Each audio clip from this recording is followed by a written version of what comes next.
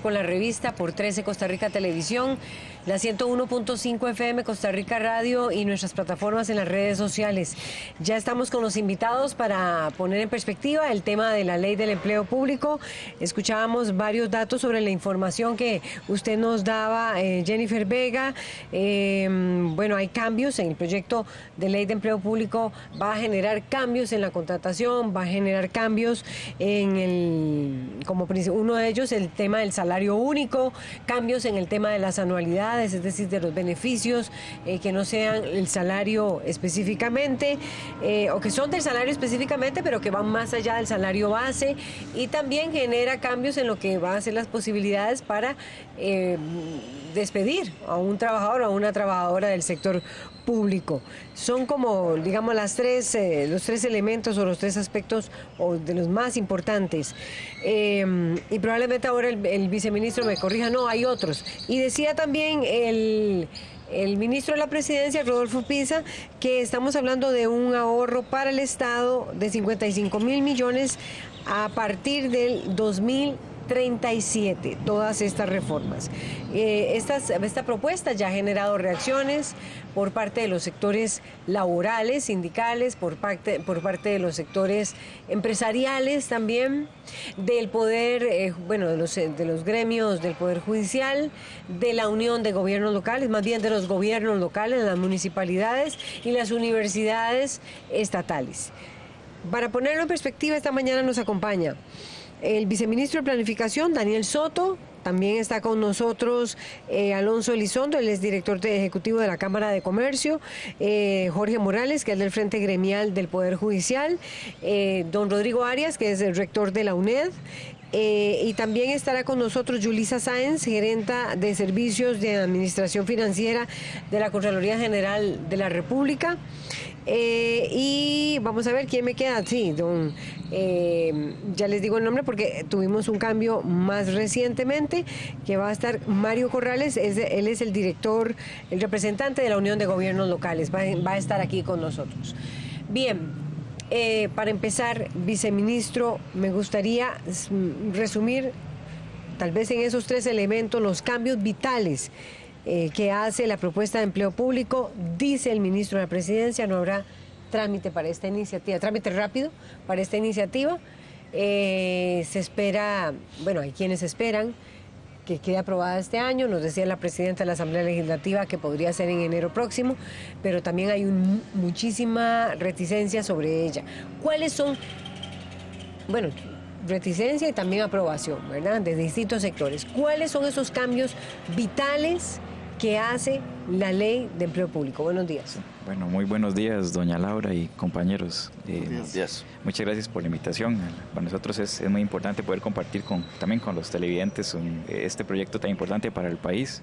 Quizás quisiera comenzar que es un proyecto que tiene la visión y los ojos puestos en el largo plazo, buscando la estabilidad del país, no solamente en la parte de remuneraciones, que no es el objetivo principal del proyecto, obviamente viene a contribuir, sino es traer al día de hoy y traer la calidad en el materia de empleo público, tomando en consideración 70 años en los que no ha habido reformas estructurales en esta materia en Costa Rica. Desde la reforma a la Constitución Política no hay un proyecto estructural en materia de empleo público, y el principal objetivo del proyecto es traer a la vanguardia este ámbito a nivel nacional y posicionarnos en los mejores estándares internacionales. Quizás para responder a su pregunta sobre los principales cambios, yo me enfocaría en 5 en particular. Nosotros estamos atendiendo recomendaciones también de la OCDE en materia de empleo público. De la organización que reúne a 34 países desarrollados, digamos así. Bueno, en economías fuertes del mundo. Sí, señora, con las mejores prácticas en diferentes ámbitos. Nosotros tenemos desde hace años atrás el interés de ingresar a este país y estamos trabajando muy fuerte en los diferentes comités en los que debemos aprobar el examen para ingresar. O sea, ¿es un requisito aprobar la ley de empleo público? No es un requisito aprobar la ley de empleo público, pero es una señal importante. El proceso de incorporación a la OCDE no establece una camisa de fuerza a los países. ¿verdad? Son la implementación de mejores prácticas de acuerdo al ritmo que cada país defina. Sin embargo, sí que alcanzar un nivel mínimo aceptable, por decirlo de alguna manera, para poder ser miembro de la OCDE, que son procesos muy valiosos para el país. Cuando hablamos del proyecto Empleo Público, creo que también hay que traer a colación el Bicentenario de la República. Creo que son procesos en los que hemos tardado mucho para tomar decisiones importantes y esta oportunidad del Bicentenario nos trae también, ¿verdad?, la obligación, creo, como país de plantearnos desafíos que en materia no hemos atendido en el pasado. Les mencionaba, los principales cambios son en materia de un salario global, como usted lo mencionaba. ¿Un salario global? En materia de remuneraciones. ¿Que representa cuánto? ¿80% de lo que es la remuneración versus las anualidades? ¿20%? Bueno, eso quizás lo podemos hablar un poquito más adelante cuando hablemos de los números que hemos hecho en materia de posibles beneficios y demás. En materia de competencias, es decir, nosotros buscamos traer a la mayor calidad de talento humano al sector público y que este sea evaluado de acuerdo a los compromisos de los planes nacionales de desarrollo, sus metas institucionales en los planes estratégicos institucionales. Otro elemento adicional es el componente de alta gerencia o mayor rigurosidad para los mandos de toma de decisiones a nivel de jefaturas. Nosotros partimos de la premisa de que cuando tengamos jefes con mayores calificaciones y con mayores componentes técnicos, vamos a también mejorar mucho en la pirámide para abajo en materia organizativa. Trata de reducir o brechas en materia vertical salarial. Por ejemplo, nosotros tenemos casos en la estructura salarial del país así, ¿verdad? Gana quizás algunos directivos más que el presidente de la República y lo que se quiere es eliminar esa simetría en las remuneraciones, ¿verdad? El presidente de la República sería la persona con el mayor salario y de ahí para abajo de acuerdo al nivel de responsabilidad que tienen cada uno de los funcionarios públicos. Estamos hablando de un salario de casi 6 millones de colones en este momento. Bueno, el monto en como tal tendrá que valorarse, es parte de ese ejercicio de salario global. Y también el último elemento que me parece importante rescatar es reducir también brechas o asimetrías horizontales. Es decir, hay puestos homólogos en diferentes instituciones, por ejemplo, un caso de secretarios, por poner un ejemplo, que pueden ganar más de 1 millón en alguna institución y en otra institución alrededor de 300.000 colones. Entonces, esas asimetrías también horizontales es lo que trata de resolver el empleo público, además de los componentes de fondo, que es dar valor al funcionario público en materia de exigir calidad en el cumplimiento de sus metas institucionales. También en cómo se contratan las personas. Sí, señora. Viceministro Daniel Soto, va a ser diferente y me gustaría que usted ampliara sobre ello. Claro, sí, aquí se da un rol y se va a dar un rol más importante a las oficinas de recursos humanos de cada institución, porque quienes saben cuáles son las necesidades más importantes para su institución, pues son las propias instituciones. Es decir, nosotros tenemos un esquema de contratación y exámenes de servicio civil que no captan y no logran encontrar especialidades técnicas que ocupan las instituciones. Es decir, se aplican exámenes que son parejos para independientemente de la institución. Es decir, yo soy economista, si yo fuese a trabajar en el Ministerio de Economía, en el Ministerio de Hacienda, ocupo diferentes cualidades, ¿verdad? Diferentes expertise.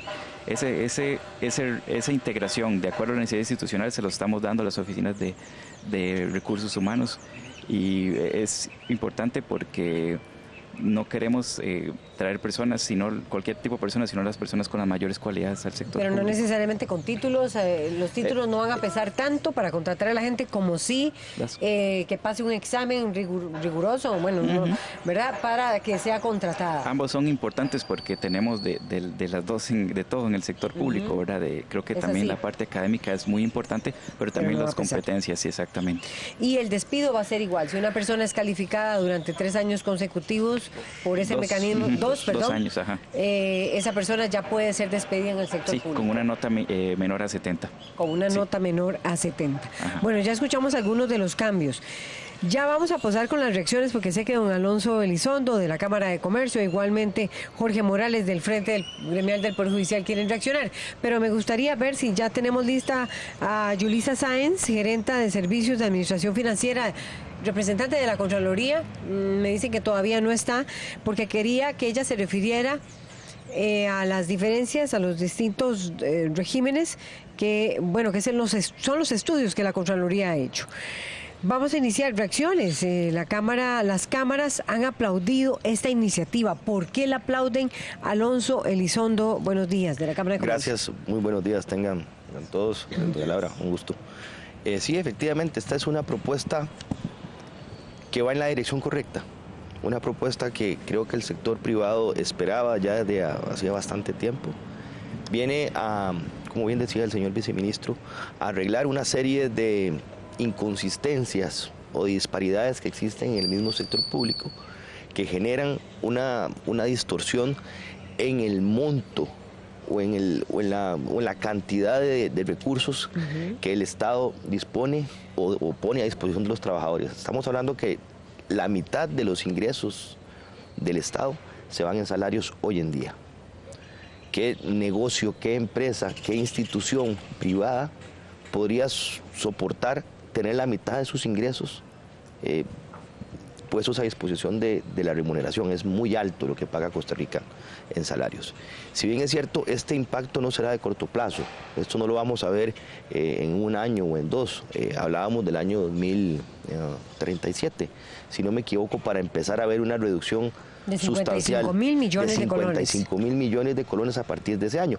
Va a ir disminuyendo gradualmente, ¿verdad? Vamos a tener posiblemente un impacto en el corto plazo, un impacto posiblemente de incremento en los primeros años, pero luego esto va a tender a disminuir.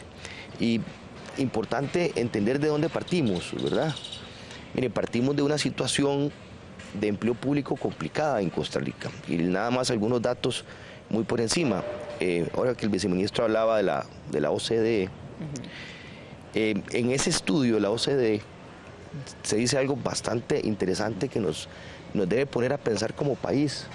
Y por eso que un proyecto como estos resulta interesante. ¿Qué dice? Dice que uno de los disparadores más grandes de la desigualdad en Costa Rica es precisamente la remuneración en el sector público, ¿verdad? Esa es la razón por la cual Costa Rica tiene niveles de desigualdad que van en aumento, a diferencia del resto de Latinoamérica, que la desigualdad tiende a disminuir. En Costa Rica la desigualdad tiende a aumentar y el disparador básicamente es la remuneración del sector público. Por eso es que este proyecto también es importante. Le decía, el 50% de los ingresos del Estado se destinan a remuneraciones. Hablamos también de que tenemos aproximadamente 14 sistemas de empleo público en el país, lo cual hace que esto sea bien complicado de administrar. Y sentimos que es un proyecto, como le dije al inicio, que va en la dirección. Bueno, y ya vamos a tener distintas reacciones. Ya venimos con don Jorge Morales, ya se está incorporando con nosotros don Mario Corrales de la Unión de Gobiernos Locales. Ya vamos, don Jorge, porque también está en línea Mélida Cedeño, es la presidenta de la Asociación de Profesores de Segunda Enseñanza de la APSE. Ya ustedes han dado su reacción en contra de ello, pero ¿por qué? Usted escuchaba distintas argumentaciones en torno a la forma en que se va a contratar, a que va a pesar más el salario base. Permítame un minuto, doña Mélida. El viceministro quería hacer una aclaración en torno a la afirmación que habría dado el ministro de la Presidencia, Rodolfo Pisa, de que el ahorro de la propuesta del proyecto, que el ahorro que generaría este proyecto de empleo público sería en el 2037 y de 55.000 millones de colones. Pero el viceministro Daniel Soto quería hacer una aclaración. Sí, muchas gracias, doña Laura, porque nosotros hemos trabajado ya en ese tema del cálculo de los beneficios para el país. Los beneficios empiezan a partir del año 1, ¿verdad? Porque nosotros los beneficios no solamente son la parte de remuneraciones, consideramos, como les explicaba ahora, el tema va más allá de solamente el tema salarial. Hablando de números, en los primeros 9 años el país tiene que hacer una inversión, ¿verdad? Porque es homologación de las bases salariales de las diferentes categorías. Pero a partir del año 10, los ahorros esperados o los beneficios esperados son alrededor de 188.000 millones de colones, porque el dato de 55.000 solamente me incorpora los beneficios de la implementación de la ley 9635. O sea, la ley de la reforma fiscal. Sí, señor. En este momento en vigencia. Señor. Entonces, la ley de empleo público generaría, ¿a partir de qué año del entonces? año 10, un ahorro de 10 años de vigencia a partir del año 10, que se apruebe. sí, señor, ahorros de cada año de 188.000. Y nosotros hemos hecho tomando en consideración el periodo de vida laboral de los funcionarios públicos, es decir, 35 años, entre el año 10 y el año 35, estimamos que los salarios serían de alrededor de 1 billón de colones. Bueno, Mélida Cedeño, ahora sí está con nosotros vía telefónica. Le escuchamos de la APSE. Usted escuchaba parte de la argumentación que sustenta la Ley de Empleo Público. Buenos días, Mélida, le escuchamos. Muy buenos días, muy buenos días. Sí, bueno, nosotros hemos estado pues atentos siempre desde hace, como desde el 2009, 2010, desde que se han venido intentando implementar proyectos de ley sobre salario único, ¿verdad? De empleo público, salario único que hablamos acá, en donde pues es la eliminación de derechos, ¿verdad? Que tienen los trabajadores, y nuevamente se impulsan proyectos, no sabemos cuántos hay en la Asamblea Legislativa, pero que impulsa Mideplan, si bien es cierto, hay algunas cosas interesantes para el sector de los trabajadores, y que hablan de salario global, pues al final es salario único. Y nuevamente es al sector de los trabajadores del sector público que vienen, como nosotros decíamos con lo de la regla fiscal, a socar la faja, a limitar cuando el problema del déficit fiscal no está en el sector público de los trabajadores, sino en otros aspectos como la evasión y la elusión fiscal. Y vuelvo a decirlo otra vez cuando hablábamos del proyecto fiscal, que hoy ley de la República, donde en el capítulo de empleo público, pues ya ahí se hizo reformas drásticas a los empleados públicos, y ahora viene un proyecto de ley pues que viene nuevamente a limitar y a suprimir no privilegios, porque hablan de privilegios del sector público, y aquí tienen que dividirse, porque no todos los trabajadores del sector público tenemos privilegios, como se ha querido decir. Y nosotros a nivel de APSE, que hemos estado analizando y viendo los proyectos de ley, pues nosotros nos vamos a oponer, y nos hemos opuesto siempre a estos proyectos de ley que vienen a suprimir derechos de los trabajadores que a lo largo y ancho de los años pues hemos ido logrando, y con esfuerzo, con sacrificio, trabajamos y damos lo mejor. Y en el sector de educación, por ejemplo, ¿verdad?, que es uno de los sectores donde tenemos compañeros que ni siquiera alcanzan el salario mínimo, pues ahora con este proyecto pues viene a limitar aún más.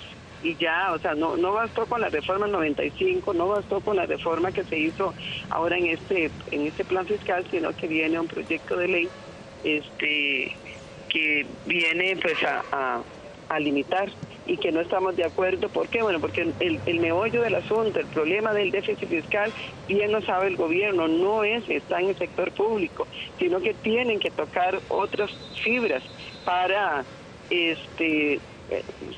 buscarle solución al déficit fiscal. Y aquí el problema y más serio que da es que hablan siempre de la OCDE, ¿verdad? Porque aquí es un compromiso, es trabajar para que Costa Rica entre a la OCDE, es trabajar para que Costa Rica cumpla los requerimientos a nivel internacional. Y peligroso todavía porque el Ministerio de Trabajo, que es uno de los entes que nos protege con estos proyectos, y siendo ahora Mideplan el rector de empleo público, pues sabemos que no van a haber margen de ninguna negociación, porque todo está con respecto a los salarios, porque todo está sujeto al déficit fiscal y a la parte fiscal de este país. Gracias a Mélida Cedeño de la APSE. Don Jorge Morales, me gustaría su opinión, y me gustaría que ustedes también repliquen lo que van diciendo aquí en torno, porque ya veo al viceministro preparado para replicar lo que dijo Mélida Cedeño, y también a don Alonso. Jorge Morales, buenos días, del Frente Gremial del Poder Judicial. Lo que dice el proyecto es ordenar, necesitaba don Alonso de la Cámara de Comercio, que hay 14 regímenes. Es un poco también lo que se ha dicho por parte de la Contraloría General de la República, que esto hay que ordenarlo. Se hablaba se hablaba del tema del ingreso de Costa Rica a este club de países de economías más fuertes, de 34 economías fuertes. Es la razón esencial, por lo menos así lo plantea el gobierno, variar estos 14 regímenes y establecer un sistema único. Alguien podría decir, bueno, ¿cuál es el cuestionamiento que hay en torno a eso? ¿Qué dice el Frente Gremial del Poder Judicial? Buenos días. Muy buenos días a todas y todos acá, en realidad, y al público que nos escucha. Como dice el pueblo, el diablo está en los detalles, ¿verdad? Y este proyecto tiene ese tipo de objeciones, porque lo que plantean inicialmente en la exposición de motivos podríamos estar muy de acuerdo en algunas cosas, como a igual salario, igual trabajo, igual salario, y que la remuneración sea efectivamente similar. Sin embargo, hemos visto últimamente con la aprobación, por ejemplo, de la Ley de Fortalecimiento de las Finanzas Públicas, que se va a producir en el sector público una terrible desproporción en la remuneración, y en el Poder Judicial vamos a tener un juez que gana, sentado en un estrado, que gana un 65% de prohibición y el otro que gana 30%. Entonces tenemos una diferencia abismal entre salarios. Eso eventualmente podrían decir, no, es que esto es a largo plazo. En el 2037 todos van a ganar 30% de prohibición, cuando, si acaso no nos hemos muerto antes, podamos eventualmente jubilarnos los que estamos actualmente.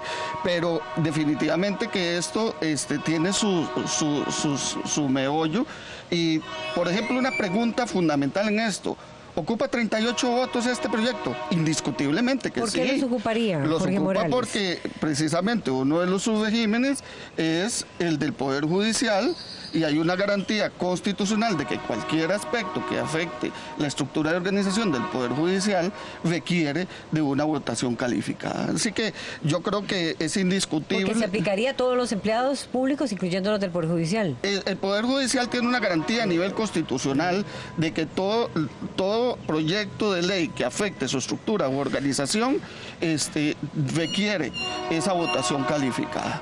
Y este proyecto definitivamente que está afectando incluso, y esto es parte de la forma en que se ha elaborado este tipo de proyectos, que yo haría un llamado a mi plan. Yo creo que ustedes tienen muy buena intención en esto, pero es increíble que un sector como el Poder Judicial, los sindicatos del sector del Poder Judicial, nos estemos enterando de un texto ya formulado y las cámaras están totalmente de acuerdo. ¿Por qué creen que las cámaras están totalmente de acuerdo? Porque fueron parte de su elaboración. En cambio, nosotros nos venimos enterando de lo que están planteando para el Poder Judicial. Es decir, en un sistema que sea verdaderamente democrático, participativo, transparente, este tipo de proyectos debieran ser construidos democráticamente con participación de los afectados. Y eso es parte de lo que nosotros criticamos. Hay aspectos puntuales, como le digo, el aspecto, o el diablo está en los detalles. El artículo 10, el inciso B, vean qué interesante, crean una institución técnica de estudio, de análisis de lo que es empleo. Y vean este inciso, dice: realizar diagnóstico en materia de recursos humanos de las dependencias públicas para lograr un adecuado redimensionamiento de las plantillas existentes y la elaboración de criterios generales que delimiten los sectores cuya actividad se debería reservar a empleadas y empleados públicos, así como los que sirvan de orientación para delimitar la prestación de los que podrían ser externalizados y las condiciones de prestación de estos en cada subrégimen de empleo público. Yo particularmente leo ahí cierta intención de privatización y de transformación del Estado en esa vía, independientemente de que estemos o no estemos de acuerdo, pero esto hay que discutirlo, esto hay que planteárselo y plantearlo en una mesa amplia. Ok, yo sé que ya quiere reaccionar porque me está levantando el dedo también, tanto don Daniel Soto como don Alonso Elizondo. Si quieren, van las réplicas para presentar también, porque está con nosotros don Mario Corrales, el representante de los gobiernos locales aquí en esta discusión. Don Alonso. Sí, bueno, es lógico. Primero una aclaración que es importante. nosotros no participamos en la elaboración de este proyecto de ley, nada más para que no quede eso en el ambiente. Al menos la Cámara de Comercio no formó parte de la construcción de este proyecto de ley, lo leímos apenas se presentó en la Secretaría de la Asamblea Legislativa, para que no quede eso en el ambiente, por favor. Vamos a ver, yo creo que aquí hay que entender que los derechos adquiridos de los trabajadores y trabajadoras no cambian. O sea, la gente que está hoy trabajando en el Estado con su esquema actual no se va a modificar. Creo que eso es lo más importante. El que está hoy en la función pública debe tener la tranquilidad que su remuneración no se va a ver afectada hoy. Esto es para la gente que va a entrar al sector público a partir de la aprobación de esta ley. Esa es la primera aclaración que hay que hacer, ¿verdad? O sea, no hay afectación al trabajador público hoy, ¿verdad? Ordenaremos la casa o se ordenará la casa de acá en adelante. Eso me parece que es vital. Ahora, y se está ordenando con reglas claras. Que esto es suficiente, ahora que hablaba exactamente el tema del déficit fiscal de la APSE. No, este tema no va a aportar gran cosa, al menos en el corto plazo, a los temas de déficit fiscal del país. La respuesta es no.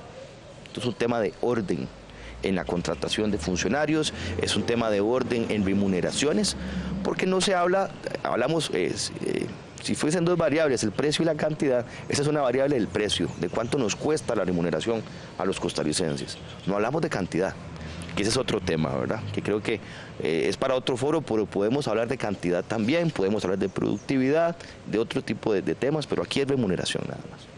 Bien. Viceministro, y yo sé que ya Jorge Morales, pero necesito presentar también a Mario Corrales, viceministro. Muchas gracias. No, muy brevemente, quizás sí, para nosotros si tuviéramos que resumir esto en una palabra, para nosotros es muy importante la competencia en los funcionarios públicos, ¿verdad? Yo creo que este proyecto parte de un principio, ya lo mencionaba el compañero, de que posiblemente haya ahorros en el largo plazo, sí, pero el objetivo no es generar ahorros en materia fiscal de manera inmediata, porque no es el objetivo del proyecto. Cuando hicimos el proceso de construcción de este texto, sí es muy importante, y creo que aquí podemos decirlo con mucha tranquilidad, sí se hizo una invitación muy abierta a todos los sindicatos, ¿verdad? Entonces creo que el texto sí tiene una participación importante y estamos totalmente anuentes al proceso de discusión, ¿verdad? Basado sobre evidencia y sobre el proceso de fondo del proyecto. Creo que, como lo mencionaba ahora al principio, es un tema de desarrollo en el que todos tenemos que poner de nuestra parte. Creo que parte del principio del Estado como patrono único, ¿verdad? Acá lo que hagamos las diferentes instituciones, y por eso es que el alcance del proyecto en su artículo 2 indica muy claramente que es para todos los poderes de la República, excepto los entes públicos estatales, y es precisamente con ese objetivo, ¿verdad? Todos tenemos que contribuir en alguna medida a ordenar la casa. Y como ustedes lo mencionaban, ¿verdad? También que es para todos los empleados nuevos, y ordenando un poco ese rezago que teníamos en el país en esta materia. Don Mario Corrales, de la Unión de Gobiernos Locales, usted escuchaba, bueno, es una propuesta que va a implicar, vamos a ver, viceministro, empleados de todo el sector público. Estamos hablando de las instituciones que están en competencia, de las que no están en competencia también, viceministro, de las municipalidades, de las universidades estatales y del Poder Judicial. Mario Corrales, de los gobiernos locales. Bueno, primero que nada, muy buenos días. Sin lugar a dudas, este tema es bastante controversial, es un tema que hay que analizarlo desde varias perspectivas. Nosotros visualizamos en primera instancia recordar que muchos de los problemas que estamos arrastrando se obedecen precisamente a la incapacidad en algún momento de nuestras autoridades de ofrecer salarios bases competitivos. Se tuvo que recurrir a la creación de incentivos y pluses que de alguna manera fueron creados irresponsablemente, y eso con el transcurso del tiempo fueron inflando muy notoriamente los presupuestos de las diferentes instituciones, con el propósito de generar competitividad, con el propósito de no quedarse rezagados.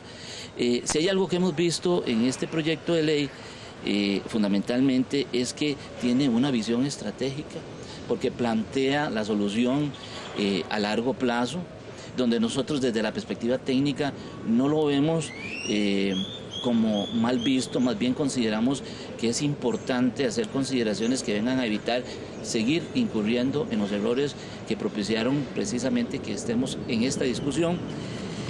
El tema de la experticia es otro de los puntos que toca el proyecto de ley, donde se ve la creación de un consejo técnico, donde a nosotros sí nos preocupa que no se esté considerando el régimen municipal y que por otro lado se haya aspectos, se encuentren aspectos propios. Perdón, refiriéndose al Consejo Técnico, ¿cuál es el punto ahí, don Mario Corrales? Sí, fundamentalmente en la organización de la gobernanza.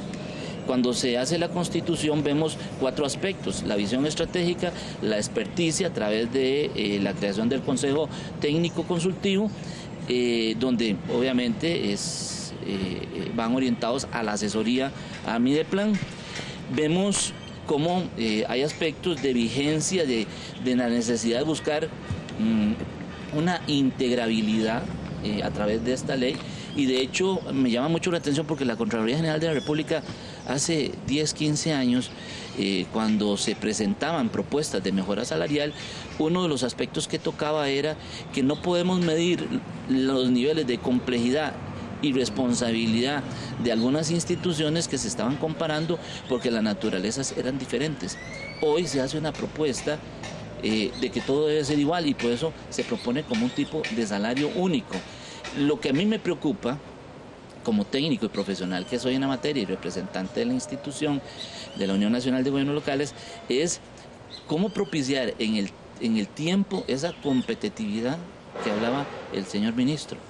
Porque la misma ley no es garante de aspectos de competitividad, porque se sustenta nada más sobre la estructura funcional y sobre los principios de igualdad, pero no habla concretamente sobre una estructura que debe de responder para que esto se dé. Entonces, serán aspectos que habrá que ver con más detalle para poderlos analizar. No todos los, lo que usted dice, no todos los empleados públicos desempeñan funciones iguales que se puedan homologar con un solo salario. Sí, fundamentalmente considerando los principios de complejidad y responsabilidad. Ya tenemos al rector de la UNED también, Rodrigo Arias, quien quiere hablar, pero también me gustaría que más adelante sobre ese tema Damaris Vega, que es quien nos está acompañando, gerenta del área de servicios públicos de la Contraloría General de la República, nos dé su opinión sobre el tema, o por lo menos los estudios y las valoraciones que ha hecho la Contraloría, más que su opinión. Don Rodrigo Arias, usted escuchaba los cuestionamientos que hay en torno a que se requiere, ordenar 14 regímenes y sobre todo, lo que esto generaría en ahorro para el país. ¿Su opinión sobre el tema? Sí, buenos días, doña Laura, y un saludo a todos los que están participando en esta discusión sobre el tema de la ley de empleo público. Tenemos que verlo desde muchos puntos de vista. Primero que todo, es una ley marco y como tal establece una serie de principios y como todo proyecto, pues algunos de estos son válidos y otros generan alguna duda.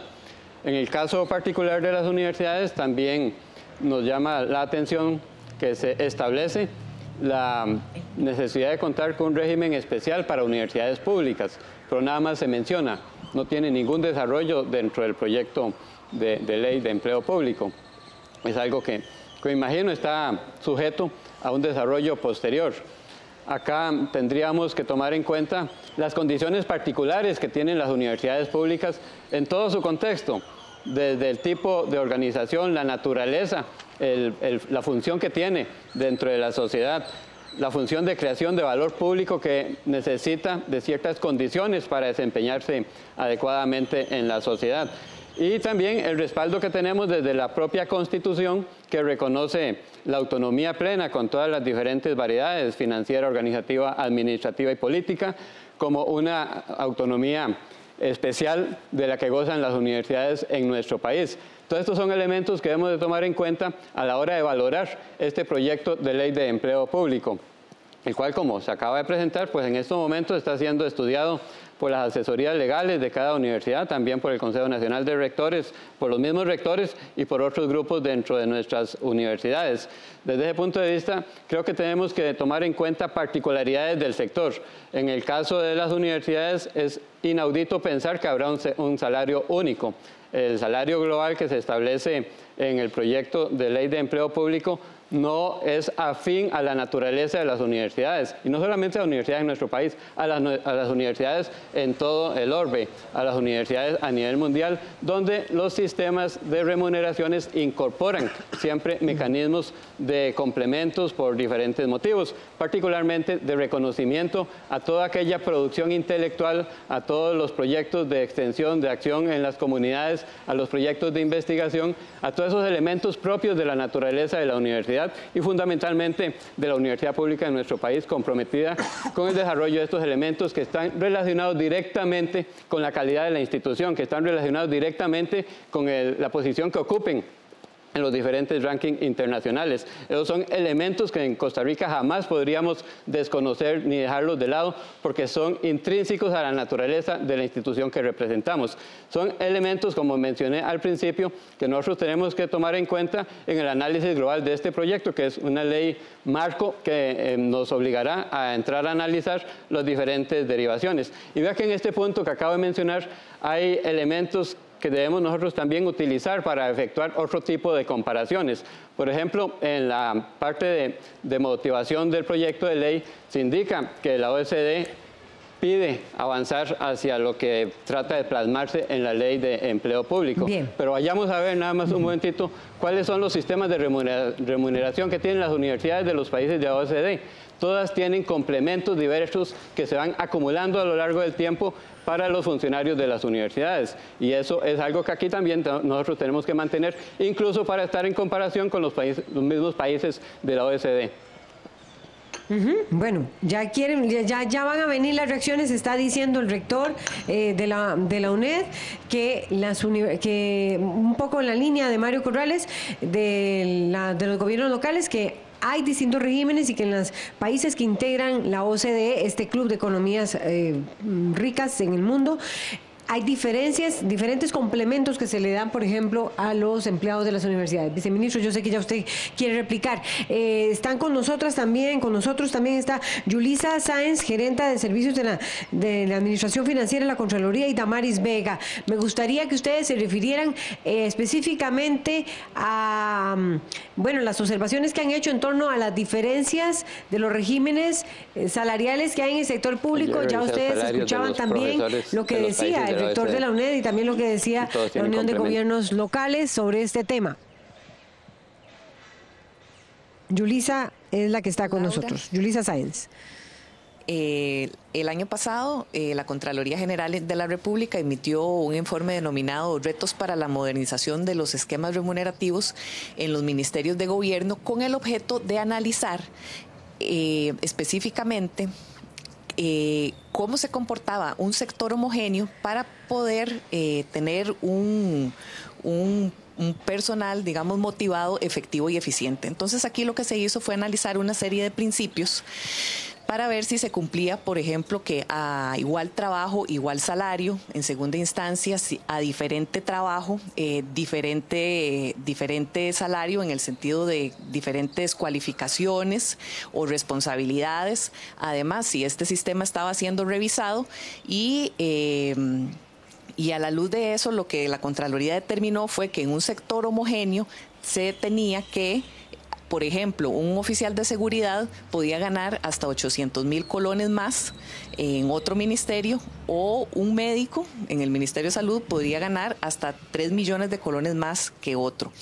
Además, en cuanto a las diferencias en cuanto a responsabilidades, se observó que 10 ministros no ganaban, digamos, la mayor cantidad de salario en su ministerio, y teniendo inclusive diferencias cercanas casi a 4 millones de colones. Por ejemplo, en el Ministerio de Cultura, el 20% de la planilla ganaba más que la ministra, y en el Ministerio De salud, 191 personas ganaban más que el ministro. Entonces, aquí también se revisó lo que fue la revisión que se está haciendo de estos incentivos salariales y se determina que son incentivos que están determinados desde la década de los 50, por ejemplo, el sonaje desde 1965, y algunos de esos ya podría ser que no resulten que estén vigentes. Entonces, es necesario hacer esta revisión.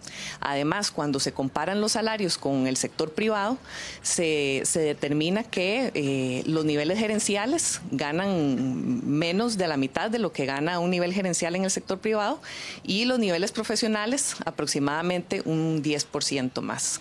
Todo esto lo que busca es generar insumos para que estas disparidades puedan ser abordadas de forma global para poder contar con recurso humano motivado, efectivo y eficiente, y a su vez poder abordar el tema de la sostenibilidad fiscal que tanto está agobiando a este gobierno.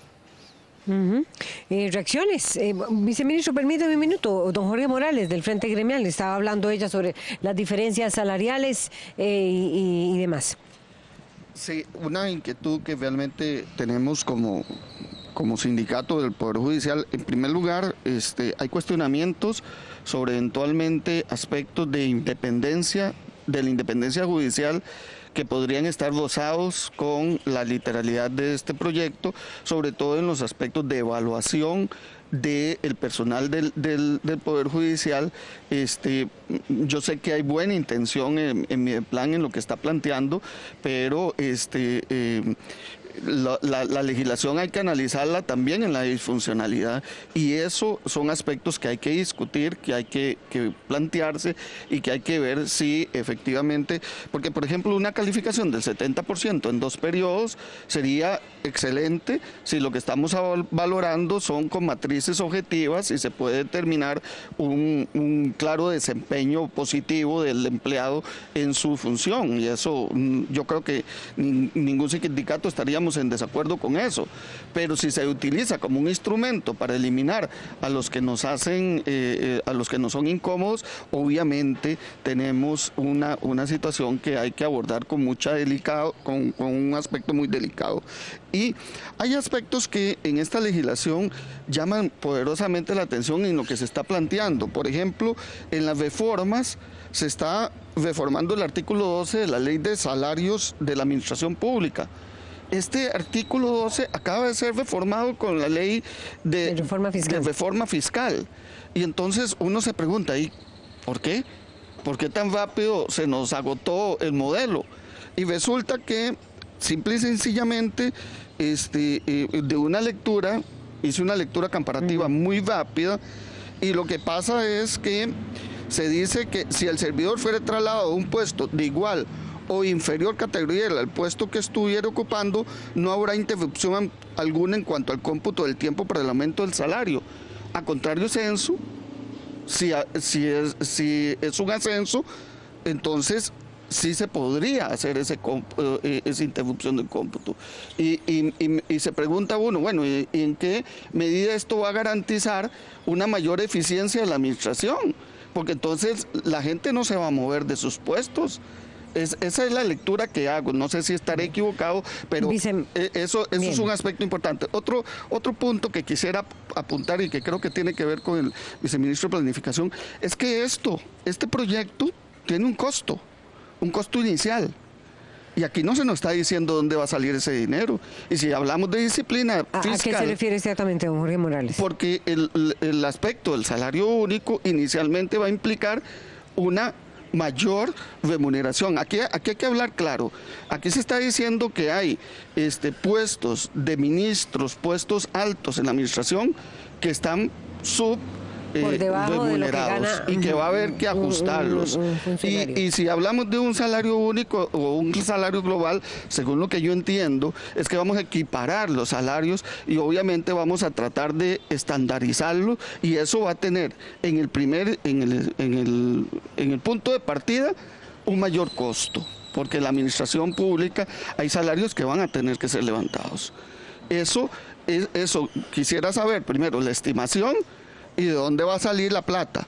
o si vamos a reducir el aparato estatal. ¿Cuál es el planteamiento que se está haciendo?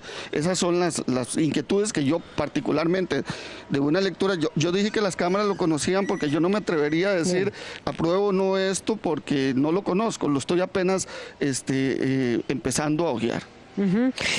Viceministro, quedemos en compromiso, que vamos a una pausa y ya usted responde este comentario, don Daniel Soto, de Jorge Morales, del Frente Gremial del Poder Judicial. Hay una serie de comentarios que ustedes han hecho, ya los vamos a leer, si hay preguntas también. Vamos a una pausa y ya venimos con más sobre este tema de la Ley de Empleo Público, los distintos sectores opinando sobre ello.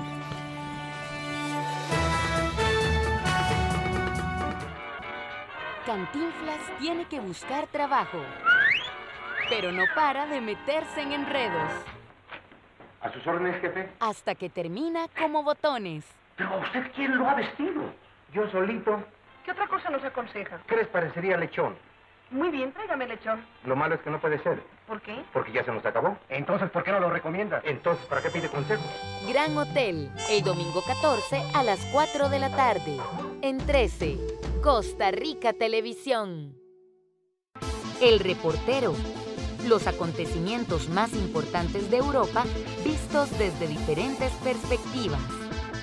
Reporteros en el mundo. Todo lo que pasa a nivel mundial visto más allá de la noticia. 2 programas de la DW de Alemania. Reporte DW. Todos los domingos a partir de la 1 de la tarde. Solo en 13. Costa Rica Televisión. Este 10 de abril iniciamos nuestra trilogía de filmes colombianos Amores y Delitos. Con Bituima 1790, a las 9 de la noche. Solo en 13, Costa Rica Televisión.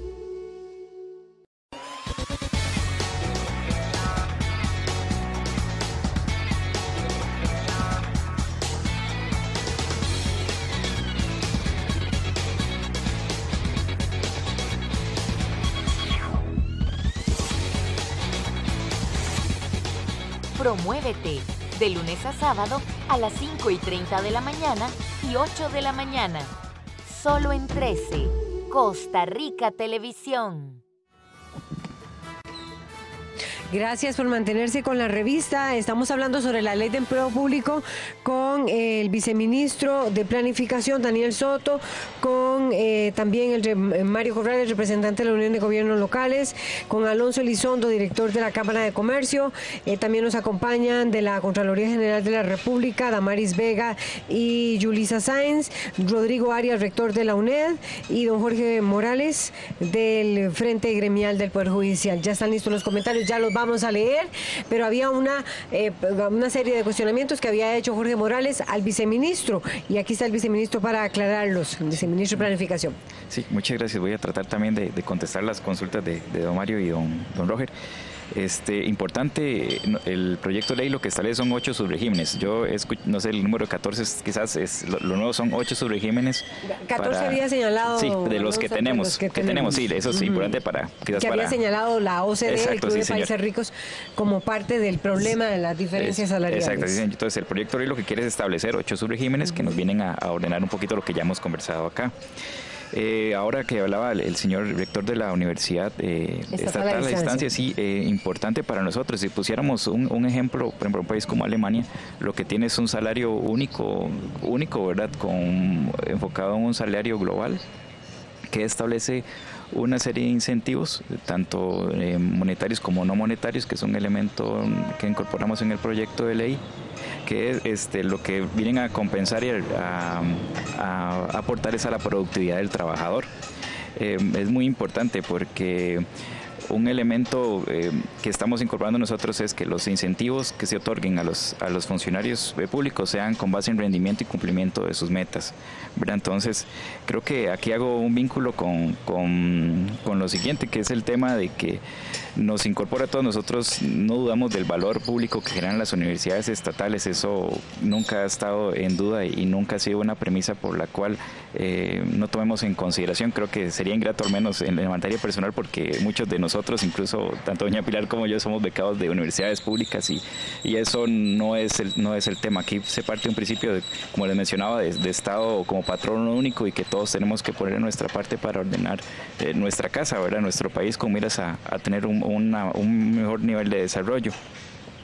Importante también, nosotros estamos anuentes a discutir y todos, pero muy transparentemente también con base en evidencia, ¿verdad? Creo que este proyecto de ley fue elaborado con mucho rigor técnico, tomando en consideración muchas buenas prácticas internacionales y nos gustaría también que la retroalimentación que recibamos de los diferentes sectores también sea con miras en ese sentido de construir y aportar como lo hemos tenido hasta el día de hoy. Evidentemente hay un costo inicial, creo que lo mencionaba ahora al principio, los primeros 9 años el país va a tener que invertir, como lo requiere un proceso de homologación de bases salariales, eso es así. Yo les mencionaba también que a partir del año se ha estimado como que por año son de 255.000 millones. Evidentemente es parte y este proyecto para homologar los salarios. Para homologar salarios, pero a partir del año 10 que les mencionaba va a haber un ahorro de alrededor de los 188.000 millones por año y que el estimado en los 35 años que nosotros estimamos para calzar, digamos, esa vida laboral del sector público actual, el ahorro sería de aproximadamente 1 billón de colones. Entonces, ¿1 billón? Sí, señor. Entonces, digamos, esos números están hechos, esto parte de algunos supuestos, por ejemplo, las tasas de jubilación de los funcionarios públicos. Acá, esto es un supuesto, ¿verdad?, muy importante porque esto es un derecho, ¿verdad?, laboral y no es un supuesto que sea tan riguroso. Otro también con un 0% de crecimiento de nuevos puestos en el sector público. Entonces esos son quizás los números de manera muy resumida y evidentemente esto lo hemos también ya socializado con las autoridades competentes en materia de recaudación, como lo es el Ministerio de Hacienda. Somos conscientes de lo que esto implica, pero sabemos también que hay que hacerlo y que es un proceso en el que el país tiene que empezar a trabajar. O sea que a partir del año 2000, a partir del año 10 se genera un ahorro de 188.000 millones. Sí, señor. ¿Y los cuántos primeros años? Los primeros 9 años. Los primeros 9 años se estimaría como 250.000 millones de colones cada año. Por cada año de inversión, sí. Bien, yo sé que don Alonso ya también quiere reaccionar, pero don Mario, que se había referido a eso, Corrales, también de la Unión de Gobiernos Locales. Sí, yo quiero insistir en la necesidad de que este proyecto de ley tiene que venir a clarificar aspectos que van a venir a señalar esos principios de idoneidad, en el sentido de que hay una estructura salarial que tiene que responder a los factores propios que se hacen en descripción bajo los niveles de responsabilidad de cada puesto. Entonces, ese carácter homogéneo que convoca la norma, o en este caso este proyecto de ley, me parece que debe ser o profundizar un poco más en cuanto a señalar esa diferenciación para buscar esa similitud, esa estandarización. Ahora, aclaro que técnicamente, como profesional que soy, institución a la que represento, esto es un buen proyecto que tiene una buena finalidad, que busca precisamente subsanar muchos de los problemas que hoy constitucionalmente están sujetos a revisión y que en eso también atañe el tema de las convenciones colectivas y reglamentos internos y así sucesivamente. Pero concretamente el aspecto medular de esto son la ejecución, el cómo se va a trasladar este carácter técnico a una realidad donde hay una segmentación muy marcada, hay puestos muy específicos que no necesariamente son representativos a nivel de estructura ocupacional en el gobierno central. Por ahí es donde no nacen una serie de dudas, pero repito, en el fondo me parece el instrumento y la ley adecuada para algunos aspectos que tienen que ser subsanados. Ya escuchaba usted, don Alonso Elizondo, hay diferencias en el tema de los puestos y también lo que va a implicar la aplicación de la ley de empleo público de la Cámara de Comercio. Don Alonso Elizondo. Efectivamente, uno quisiera que un proyecto de estos de empleo sea muchísimo más agresivo. Sin embargo, uno entiende que la gradualidad en Costa Rica es algo deseable. Cuando hemos intentado hacer algo de golpe, nos damos cuenta de la sobrereacción que tenemos como sociedad, y aquel ejemplo del recope de estos días del etanol es clarísimo. esa inversión que se hace en los primeros 9 años efectivamente tiene un impacto en las finanzas públicas, es un hecho. Pero lo que podemos ganar como país de eficiencia y productividad creo que es positivo. Hay algo que me preocupa en todo esto, y lo decía el señor viceministro ahora, es en los supuestos para que estos números se den, y es en la tasa de crecimiento del empleo público que se va a dar de aquí en adelante. Podemos tener gobiernos responsables que tengan una tasa de crecimiento cero, creciendo posiblemente, no sé, en educación, en salud y en seguridad, que uno pensaría que hay un crecimiento cercano al crecimiento de la tasa de la población. Pero si a alguien se le ocurre empezar a crecer en funcionarios públicos adelante, como sucedió en el año 2008 o 2009, que solo la Caja metió más de 11.000 funcionarios no médicos, porque si fuesen médicos, enfermeras, personal de salud, uno podría entenderlo, pero era personal administrativo que sinceramente de mi óptica no se requerían. ¿Qué va a pasar ahí? Es donde yo tengo la duda. ¿Cómo cerramos ese portillo?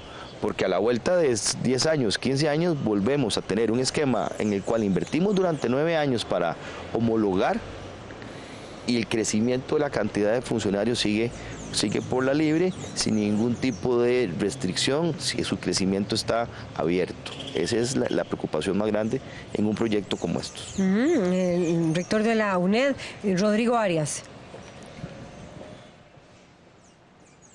Señor viceministro, efectivamente hay sistemas de pago para el empleado público en los países de la OECD. Él mencionaba el caso de Alemania. Pero igualmente en todos estos países existen condiciones diferenciadas con criterios distintos para los empleados o los funcionarios de las universidades, que en su mayoría son universidades públicas en los países de la OECD. Es importante tomar en cuenta esa particularidad. De igual forma, como mencionaba en mi primera participación, en nuestro caso, pues hay un marco constitucional que le da ciertas garantías, ciertas facultades a las universidades del Estado. Y ahí es importante entonces venir al proyecto de ley de empleo público y tomar en cuenta que los principios que se buscan son principios que también nosotros lo tenemos dentro de nuestra propia organización dentro de las universidades. Todos buscamos mayor eficiencia, mayor eficacia, más transparencia, más apertura, atraer personal idóneo, pero también necesitamos contar con mecanismos de recompensas competitivos que nos permitan asegurar dentro de la institución contar con las mejores personas para que podamos cumplir ese altísimo valor público que nos corresponde en la sociedad y que el señor viceministro también reconocía en sus palabras. Ello es importante, pero también es importante, por otro lado, tomar en cuenta que hay elementos propios del desempeño de las universidades que tienen que dilucidarse bien en la discusión de este proyecto de ley. Me refiero a 2 elementos en particular. Por ejemplo, lo que es evaluación de desempeño y lo que tiene que ver con la rectoría de Mideplan. En el caso de las universidades, ya este tema se ha estado discutiendo producto de la ley de reforma fiscal, en la que nosotros, como es bien sabido, estamos trabajando hacia la presentación de un recurso porque hay elementos de esa naturaleza que no van con lo que es propio de las universidades en nuestro país, que va en contra de las autonomías que la Constitución nos da y que son esenciales para que la universidad pueda cumplir con la libertad necesaria, la función que le corresponde en la sociedad. Esa rectoría de Mideplan en relación con las universidades no puede darse, y es un punto que la misma ministra de Planificación, el día que presentaba la ley de empleo público, decía que sobre ese particular ella sería totalmente respetuosa de lo que digan los tribunales al respecto, como tenemos que hacerlo todos. De igual manera, las universidades, que siempre hemos sido totalmente respetuosas del ordenamiento jurídico de nuestro país, hemos cumplido con todas las obligaciones que nos corresponde, pero también defendemos el estatus particular que la Constitución política nos da.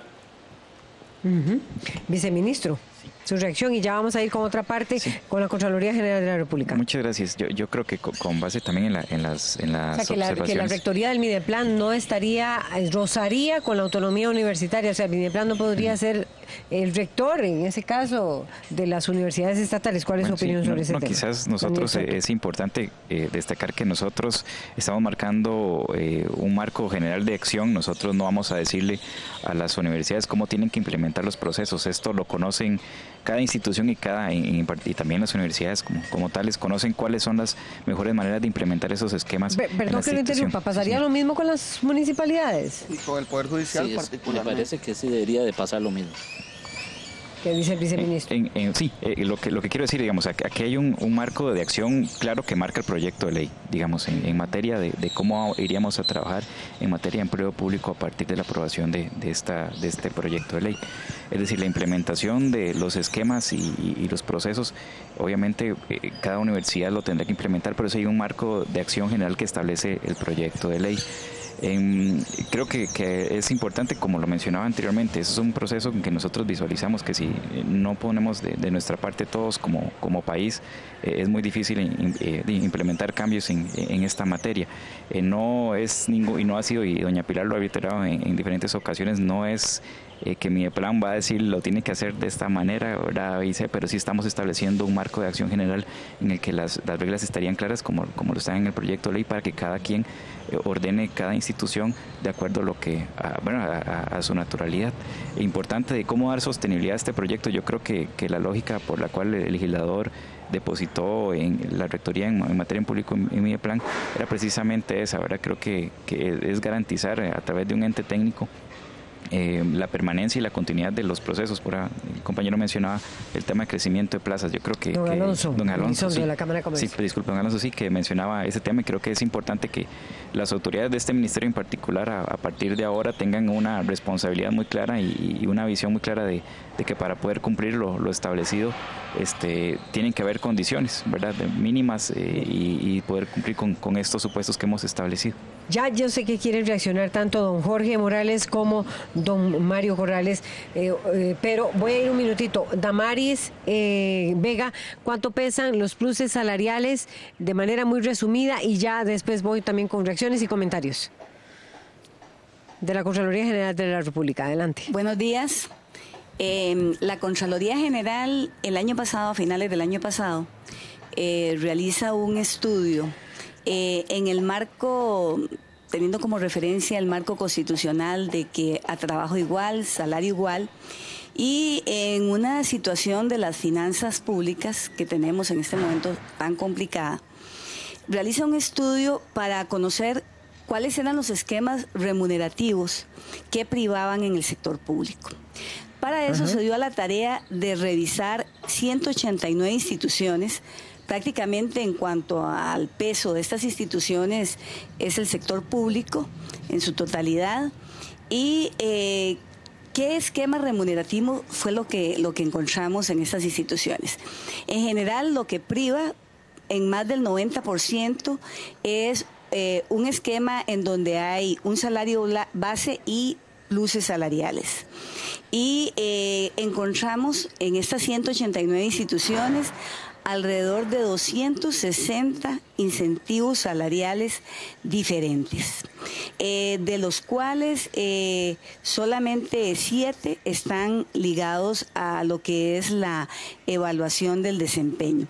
Entonces vemos que el sector público tiene un esquema remunerativo complejo, un esquema remunerativo que no es fácil de administrar, en donde, por ejemplo, encontramos principalmente un peso material en lo que es el costo, el tema de las anualidades, el tema, por ejemplo, de la dedicación exclusiva, son pluses que están ligados al salario base, y entonces tienen incrementos inerciales, como es el tema, digamos, de las anualidades.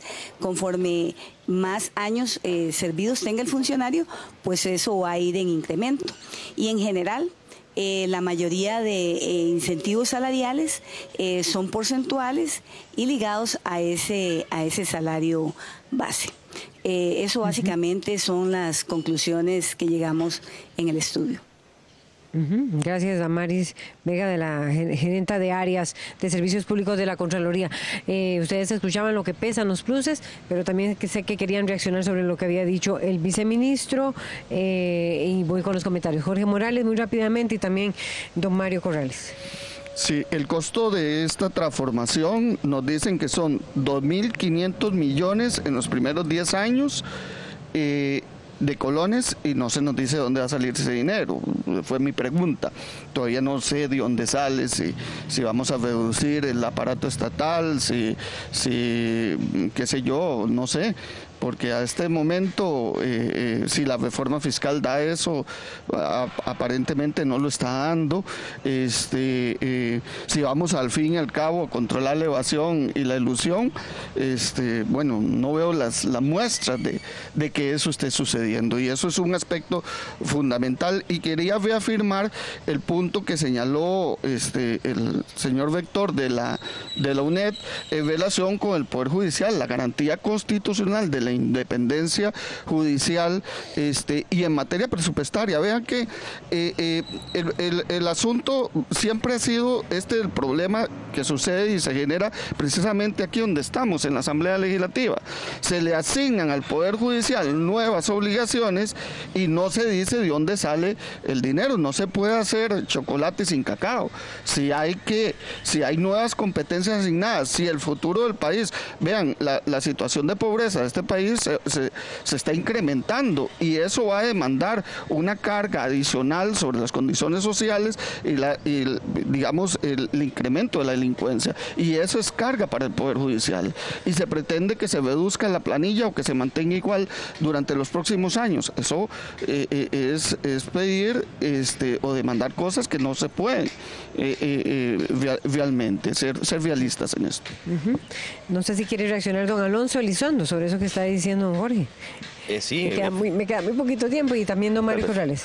Sí, bueno, yo creo que ese es un tema difícil, no es un tema fácil, es un tema de finanzas públicas. Yo comparto, es una preocupación. Aquí durante 9 años tenemos que ver de dónde saldrán esos recursos. Por eso mi pregunta, y trataba de ligarla con el tema del crecimiento del aparato estatal, con el crecimiento de la cantidad de funcionarios, que por ahí habría que ver la tasa de jubilación, si podemos verlo de esa forma, de los próximos años, de los próximos 9 años, qué cantidad de funcionarios públicos se van a jubilar, si vamos a sustituir el 100% de esos funcionarios o no. Esa es una alternativa para generar esos recursos, ahorrando en jubilación, por otro lado, y generando ahí los recursos para poder complementar esos fondos. Creo que por ahí puede andar una solución. Yo no la desconozco, no sé cuál es la estrategia que tiene el gobierno en este tema. Gracias. Don Mario Corrales, de los gobiernos locales y del viceministro. Tal vez rápidamente recordar que esa garantía constitucional también acompaña a las municipalidades, donde hay constitucionalmente una autonomía financiera y una autonomía administrativa que le da la Constitución política, por lo que consideramos que en este caso debe darse las mismas condiciones, como la señalaba ahora el doctor de la Universidad Estatal a Distancia. Y también hacer una consideración sobre lo que plantea también, y es el aspecto de los procesos de evaluación del desempeño, donde efectivamente estamos ante una cultura o estamos creando una cultura, y eso es muy importante. Estamos dejando una cultura para entrar a una cultura. Entonces, cuando entramos a una cultura de evaluación de desempeño, que evaluar a los trabajadores, y con base en eso se decide, bueno, si su calificación ya es 70 por 2 años, se puede despedir. En el fondo, recordemos que la evaluación no está mal, está bien. Sí. Nada más tenemos que cuidar cómo se va a ejecutar y cómo se da la evaluación. Y por último, uno de los temores que eventualmente, por lo que hemos escuchado, es si no es que esa política centralista, concentradora del Estado, no podría estar representada en una ley que convoca ante una rectoría de Mideplan una centralización sobre un tema donde ha habido mucha descentralización y autonomía por algunas instituciones en el tema de retribución, en el tema de empleo público. Entonces, son aspectos que tiene la propia ley que responder en el análisis que se vaya a hacer. Viceministro, cerrando. Sí, muchas gracias. Daniel Soto. Indicarte que la rectoría de Mideplan ya está dada en la ley 9635 en materia de empleo público, ¿verdad? Para que eso fue una consulta. Evidentemente yo creo que el tema y nunca ha sido la visión o el objetivo principal del proyecto ser un proyecto que ahorre, ¿verdad?, de materia, porque los beneficios son a largo plazo, no se ha visualizado y sigue siendo muy transparente en que sea una reducción de de la planilla estatal. Eso no es generar un caos social, ¿verdad?, ni una situación de mayor pobreza en el país.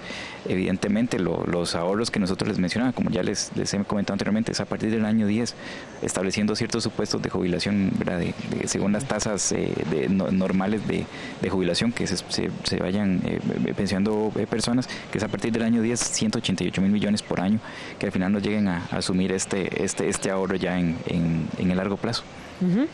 ¿Hay tiempo de los comentarios? Sí los tenemos. Bueno, Mauricio Castro dice lo siguiente: los incentivos salariales deberían estar indexados a la evaluación de los objetivos de las entidades. A su vez, estos objetivos alineados al Plan Nacional de Desarrollo. Norman Gutiérrez nos comenta: la ironía es que quieren equiparar los salarios del sector público como el sector privado. ¿Por qué no se incentiva a lo contrario? Más que muchos de los empresarios son evasores, tienen contrataciones millonarias con el Estado. Eva Laraya dice: con el proyecto de empleo público se espera ahorrar 35 años, 1 billón de colones, con lo que contribuye el déficit fiscal. Pregunta: en esos 35 años, ¿a cuántos billones de billones equivaldrán la evasión y la ilusión? Jorge Mayrol Alfaro dice: el frío no está en las cobijas, continúan endosándose a los trabajadores públicos la mala administración de los dineros estatales. Mauricio Alfaro dice: qué bueno ver hacia adelante en este tema, la situación que tenemos está plagada de inequidades e injusticias. El salario único remunera mejor a los jóvenes y reduce esas diferencias injustas que hoy vemos. Isaac Mora afirma: otro proyecto fallido que mete mucha bulla, pero que no impactaría en nada el déficit fiscal. Empezar a ahorrar dentro de varios años 55.000 millones de colones significa la paupérrima suma de 1.8% de la planilla estatal total. Rafael Planelles dice: el Estado es un solo patrón, al igual trabajo, igual remuneración, una sola escala salarial, simple verdad. Entonces lo que falta son decisiones firmes y objetivas. Además tenemos un aparato estatal demasiado grande para un país como el nuestro y una población tan pequeña. Esos son los comentarios de ustedes. Muchísimas gracias al viceministro Daniel Sotro de Planificación, también a Mario Corrales de la Unión de Gobiernos Locales, a don Jorge Morales del Frente Gremial del Poder Judicial, a don Alonso Elizondo de la Cámara de Comercio y al rector de la UNED, don Rodrigo Arias, en representación de las universidades estatales, Yulisa Sáenz, gerenta de Servicios de Administración de la Contraloría, y Damaris Vega, gerenta del área de Servicios Públicos también de la Contraloría. Y a ustedes por acompañarnos aquí en la revista. Quédese con CINAR Costa Rica Medios. Buenos días.